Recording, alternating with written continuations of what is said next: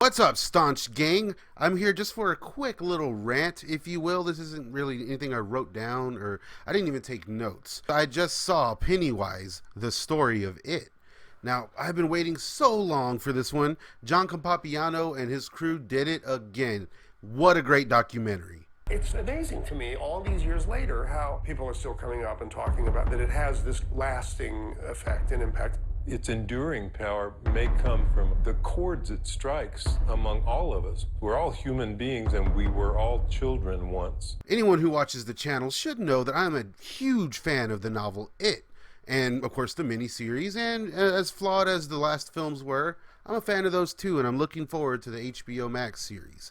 That being said, this book goes way back with me. Like most kids, I think we all learned who it was and the story from the miniseries itself.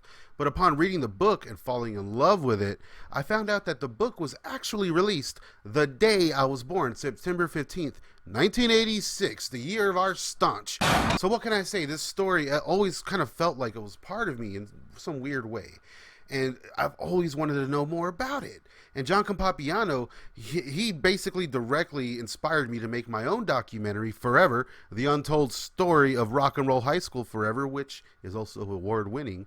And, you know, through him and the Best Worst movie and things like that, I saw that this could be done, and I wanted to do it, and I did because of these guys.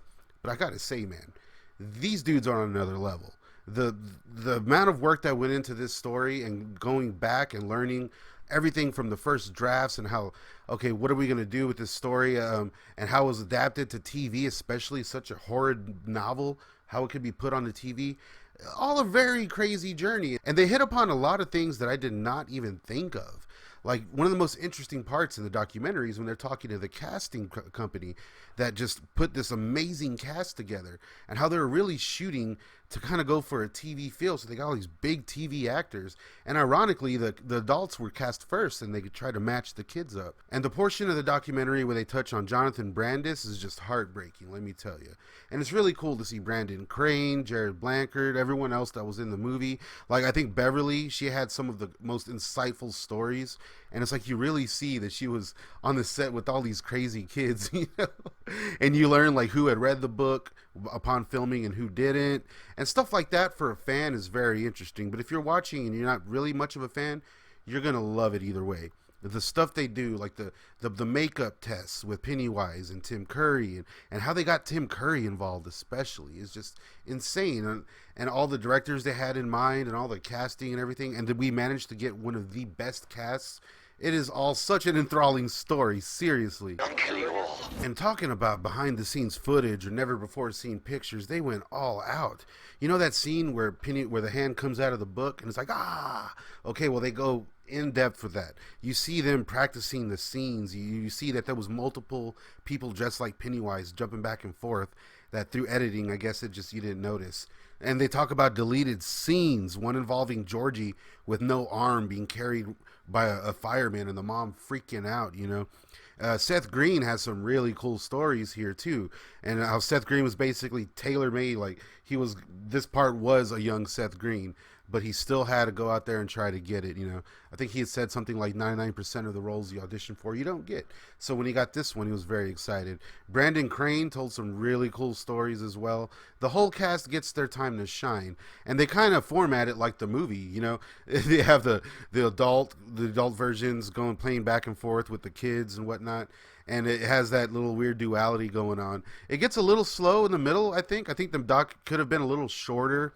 They spend a lot of time talking to like some characters where it's, okay, we didn't really need it to, I guess, talk to all of them, you know. That being said, there is some amazing John Ritter footage in this. There's this great scene where he's sitting there playing with the remote control to the spider, and it's like he's having a blast, and you can see it in his eyes how much this dude loved being on set. I'm a huge John Ritter fan. And one of the coolest things I think that was revealed in this was the makeup effects and all that whole aspect of the film. You really see like how many sets were built, how they were utilized, how they went about it just so bravely and smart. Like, everything was done just flawlessly with this film. And Tommy Lee Wallace, he learned that was a lot of it was because of him, you know.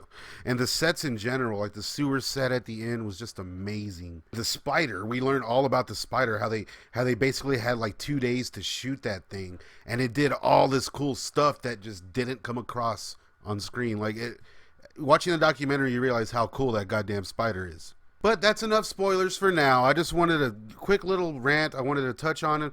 One of my all-time favorite movies, TV movies at least, is the It miniseries. So being able to just sink back in the chair and learn all of this information was just so great. Thank you guys. Thanks all the filmmakers for that. It was a real treat. You can rent the film here on YouTube, on Amazon, and it's also on Screenbox. That's where I got it. Check it out immediately. One hell of a documentary, guys. Let me know what you think. Let me know if you've seen the documentary. Let me know what other documentaries you might want me to touch on. I'm a big documentary fan, especially about movies and whatnot. Until next time, staunch gang, don't forget to rewind.